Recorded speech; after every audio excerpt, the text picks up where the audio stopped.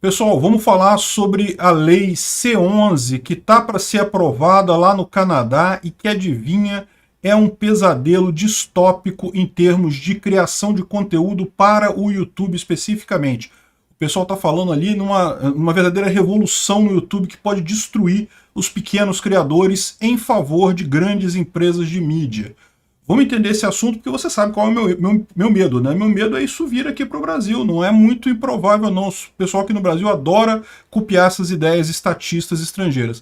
Essa notícia não foi sugerida por ninguém. Eu que esbarrei com isso vendo vídeos de outros youtubers, particularmente de youtubers canadenses. Todos os canais lá estão fazendo uma grande campanha contra essa lei. E vamos entender por que isso, né? Então, você sabe, se você quiser sugerir notícias para a gente falar aqui, é só entrar lá no nosso site, ancap.su, http://ancap.su, e eu agradeço a todo mundo que sugere notícias lá, e agradeço também a você que está assistindo o nosso vídeo. Se você gosta do nosso conteúdo, por favor, deixe o seu like e se inscreva aqui no canal, né? Pois bem, o que é essa Lei C11? Ela, de certa forma, é uma melhoria em relação à Lei C10, que tentaram passar no ano passado lá, mas não conseguiram. De qualquer forma, a melhoria é muito pequena e essa lei aqui ainda é trágica, né? Mas o pior de tudo é que é aquela lei que o político adora. Por quê? Porque ela tem um som bom. Ela, assim, quando você fala o que é a lei, parece uma coisa positiva. A lei a ideia é o streaming canadense para os canadenses. Então a ideia é favorecer a produção de conteúdo no Canadá para canadenses. Você fala assim, pô, bacana, né? Que legal, eu quero que o meu governo também favoreça os conteúdos dos brasileiros para brasileiros. Só que aí você percebe o problema dessa coisa, porque uma das grandes vantagens do YouTube é justamente que você tem um amplo acesso a conteúdo no mundo todo. Vídeos feitos na China, no Japão, na Índia, em qualquer lugar do mundo você vê vídeos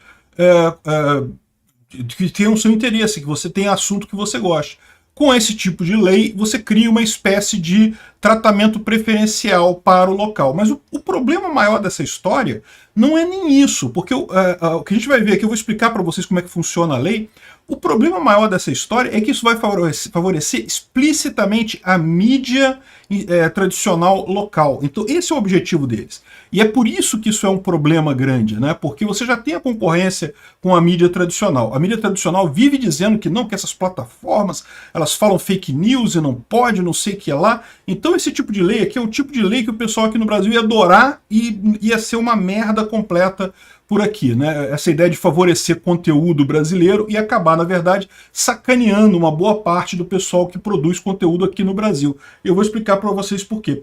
Qual que é a ideia dela, né? A ideia dela é que ela expande uma lei que já existe para televisão e cinema, e eu não duvido nada que já exista esse tipo de lei aqui no Brasil também, que diz que as plataformas de transmissão de conteúdo, televisão, rádio e outras plataformas de transmissão de conteúdo, elas têm que ter uma determinada cota, tem que favorecer produções nacionais, né? Isso acho que já existe no Brasil, esse tipo de coisa, tá? É que não interessa pra gente na internet, porque na internet meio que isso subverte a lógica, né? Aquilo que eu falo, a televisão ela tem um tempo fixo ali. Então você ter cota para filme nacional na televisão faz até algum sentido, né? Porque se não tiver um filme nacional ali, vai ter um outro filme estrangeiro.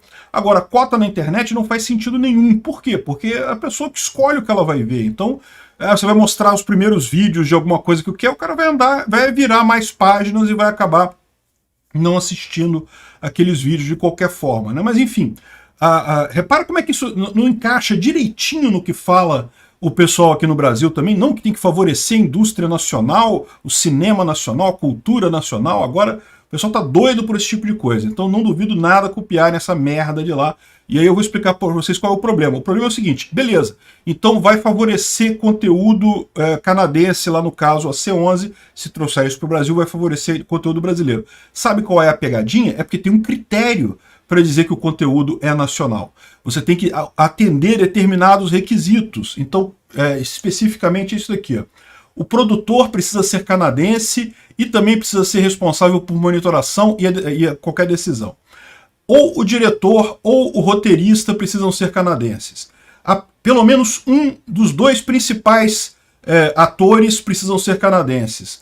Um mínimo de 75% das despesas do programa e 75% dos custos de produção devem ser providos por canadenses e empresas canadenses. Olha só como é que isso é um problema. Para pensar, você é um pequeno criador de conteúdo como eu, né? Beleza. Você pode falar assim, pelo menos 75% das despesas tem que ser com equipamentos brasileiros, vamos dizer assim. O problema é, os meus microfones são todos importados. Todo meu equipamento de produção é importado, porque, óbvio, né? Aqui no Brasil até tem produção disso, mas a qualidade é muito inferior e o preço é muito maior. Repara como é que essas pegadinhas dá problema, mas não é, o problema maior aqui também tem assim, ó, tem um sistema de pontos, tem que ganhar 6 de 10 pontos de quantas funções criativas são performadas por canadenses. Olha a loucura que é isso. Mas o pior de tudo é o seguinte, sabe como é que é o processo? Você tem que pegar, fazer uma petição, encaminhar para o órgão público, para o Ministério da Comunicação deles lá, entrar com um processo para você ganhar o selo de conteúdo canadense. E aí, se você ganhar esse selo, aí beleza, aí você é favorecido pelo algoritmo. Aí entra aquele velho problema de toda regulamentação. Toda regulamentação espreme os pequenos, destrói os pequenos e favorece os grandes. É fácil você ver qual dificuldade seria para a Globo fazer um processo dele aqui no Brasil.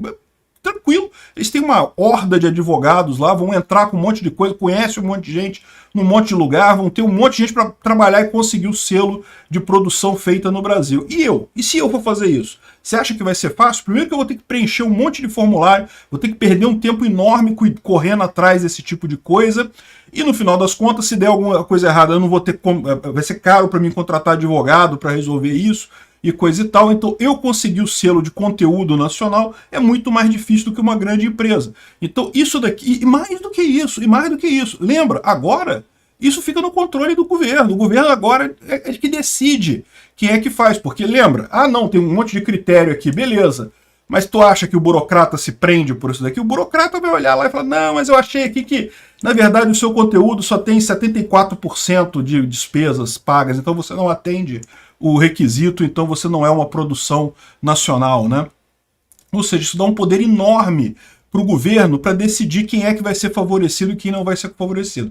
E aí qual que é o outro lado dessa história? Quem ganhar esse selo de produção nacional, que você teve que beijar a mão do governo para receber esse selo, o YouTube é obrigado a preferencialmente mostrar vídeos de conteúdo canadense. Então, X% da página inicial de qualquer pessoa que está vendo conteúdo no Canadá tem que ter conteúdo canadense classificado dessa forma.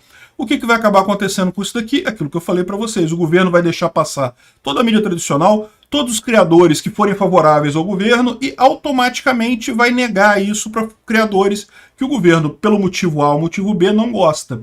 Então repara como é que, mesmo sem considerar esse poder do governo de decidir o que é conteúdo nacional ou não, isso já ferra o pequeno, porque o pequeno vai ter que fazer esse processo enorme de submeter e coisa e tal. E eles falam o absurdo que é, por exemplo, uma história que foi feita toda no Canadá, Handmaid's Tale, não conseguiu obter o selo. Ao passo que The Tudors, que foi uma série mais antiga sobre a realeza britânica, conseguiu.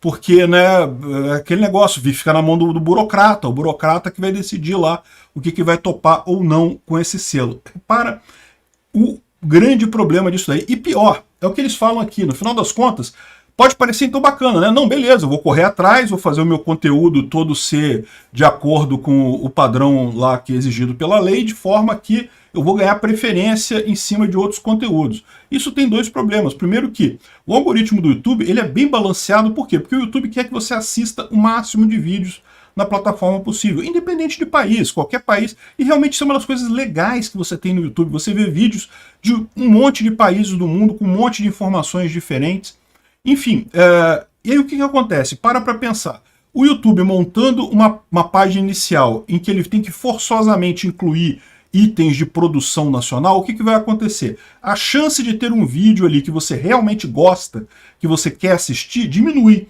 Porque agora não é mais o algoritmo do YouTube que é desenhado lá há muitos anos para mostrar o melhor para você. Não, agora é um negócio que o governo botou um pezinho ali. O governo é que decidiu quais são as principais coisas que estão ali, sob o disfarce de dizer que é para favorecer os canadenses, né? Eu consigo perfeitamente ver o pessoal aqui no Brasil dizendo a mesma coisa. Não, porque temos que favorecer a cultura nacional e coisa e tal, vamos criar o conteúdo brasileiro no YouTube. O YouTube só pode sugerir agora na primeira página conteúdo brasileiro que tem que ser aprovado pelo Ministério. E aí, imagina a pegadinha, né? Aí você tem que entrar com um processo no Ministério para aprovar o seu conteúdo como conteúdo brasileiro, e aí a merda feita. Mas não é só isso, porque ele vai mostrar essa primeira tela com um monte de vídeo que você não tem interesse. O que você vai fazer? Você vai fazer um scroll e vai clicar mais embaixo em outro vídeo que você tem interesse. Porque, né, no final, essa é a grande beleza da internet. Você escolhe o que você vai ver. E aí, o que está acontecendo nessa história, né? Aquele seu vídeo vai ser mostrado mais vezes, mas vai ser menos clicado. Sabe o que acontece com vídeos no YouTube que são muito mostrados e pouco clicados? O algoritmo acaba não recomendando esse vídeo porque ele entende que é um vídeo que não chamou atenção. As pessoas simplesmente não têm interesse em ver aquele vídeo. Então, embora isso daqui possa parecer até uma coisa positiva, não, mas eu vou então, vou entrar com esse formulário, vou preencher o formulário, vou dar entrada no Ministério das Comunicações e coisa e tal, e vou ganhar essa coisa toda aqui, mesmo que você conseguiu, beleza, bacana, conseguiu o selinho lá, vai ser mais recomendado no YouTube e você vai se fuder, porque vai ser recomendado para mais pessoas que não vão clicar no seu vídeo, o alcance do seu vídeo vai acabar diminuindo com o tempo de qualquer forma, né? Então é uma lei que não ajuda ninguém. Qual é a pessoa que está preocupada com isso no YouTube? Ninguém está reclamando do YouTube hoje. Agora, o que vai acontecer é exatamente isso. Quem é que está reclamando do YouTube? É a mídia tradicional, porque a mídia tradicional não consegue se impor num lugar de informação descentralizado, ela não consegue competir com um criador autônomo como eu, né? Eu tenho um custo muito menor que a Rede Globo, ok? O conteúdo deles tem até mais qualidade, até melhor e coisa e tal, mas o custo deles é muito maior também. Enfim, no final das contas, isso daqui vira uma lei para favorecer a mídia tradicional no YouTube e em outras plataformas. E pior do que isso, dá controle ao governo. É possível imaginar, né? Ainda mais com esse negócio de pontos aqui, que ó, você fez muito, você criticou o governo, ó, perdeu um pontinho. Tá criticando muito o governo, tá falando mal do seu país, não pode, menos um pontinho. Daqui a pouco você tá com um critério aí, com um crédito social nessa história para você conseguir aprovar o seu canal como um canal de conteúdo nacional. É um absurdo o que está acontecendo lá no Canadá. Infelizmente essa lei passou. Veja bem, ela é uma melhora em relação à C10, que é a anterior.